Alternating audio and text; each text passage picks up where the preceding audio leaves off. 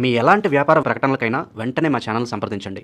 గురుగారు, సాధారణంగా ఈ మంగళవారం కానీ లేదంటే శనివారం కానీ కొత్త పనులు ఏమన్నా ప్రారంభించాలంటే కాస్త ఆలోచిస్తూ ఉంటారు. దేనికని అంటారు? నిజంగా ఆ 2 రోజుల్లో మనం కొత్త పనులు ప్రారంభించవచ్చు అంటారా?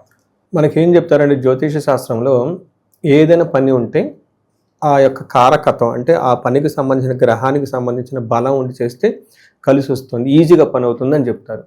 ఉదాహరణకు శనివారం తీసుకోండి. శనివారంకి అధిపతి శని, ఆయన స్లోగా ఉంటాడు. ఇనుము, తర్వాత తైలము, హాస్పిటల్స్, పరామర్శ ఇట్లాంటికి సంబంధించిన పనులకి బాగా ఇష్టం. ఈ టైంలో పెళ్ళిళ్ళు పెట్టుకున్నాం అనుకోండి, ఎట్లా ఉంటుంది?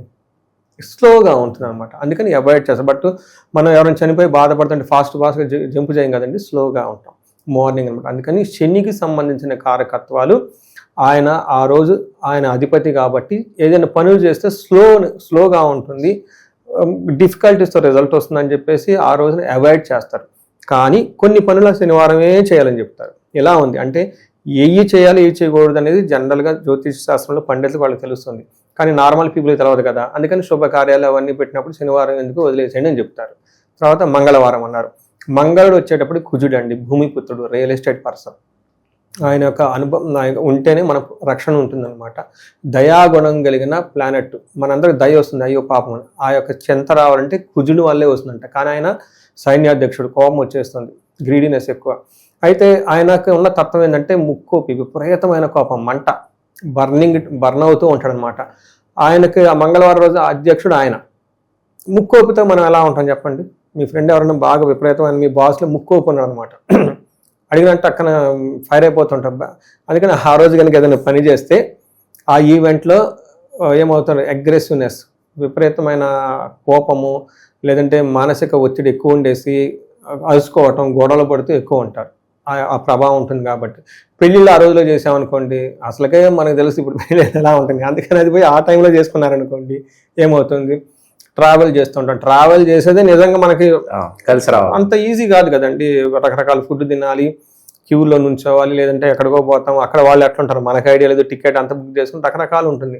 అందుకని పోయి ఆల్రెడీ మంగళుడు యొక్క ప్రభావంతో బర్నింగ్, కోపము, అగ్రెసివ్నెస్ ఉంటుంది, విపరీతమైన ఆవేశపూరితమైన వాతావరణం ఉంటుంది.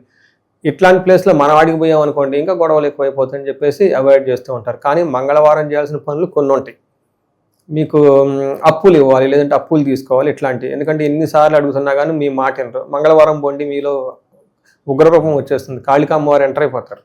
నేను చాలామందికి ఒకళ్ళకి ఇంట్లో ఒక లేడీకి చెప్పాను, నువ్వు గురువారము సోమవారాలు పోతే వాళ్ళు నీ మాట వినరమ్మా, నువ్వు మంగళవారం బొట్టు పెట్టుకొని నీకు ఎందుకు అమ్మవారు వెళ్ళిపోవని చెప్తే దెబ్బకి హడలెత్తిపోయారంట అందరు.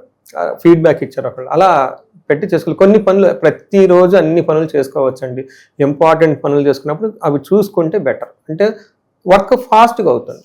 మన ప్రకృతికి ఎదురు వెళ్ళకూడదు కదండి, నీటి ప్రవాహానికి ఎదురే వెళ్ళకూడదు. అనుకూలంగా పోవడానికి లైఫ్ ఏమవుతుంది, కొంతమంది 10 ఏళ్ళు వెళ్ళిపోయిన తర్వాత భలే ఎదుగుతారు, కొంతమంది ఎక్కడేసినా అక్కడే ఉంటారు, కొంతమంది అడ్రాస్ ఉంటాడు.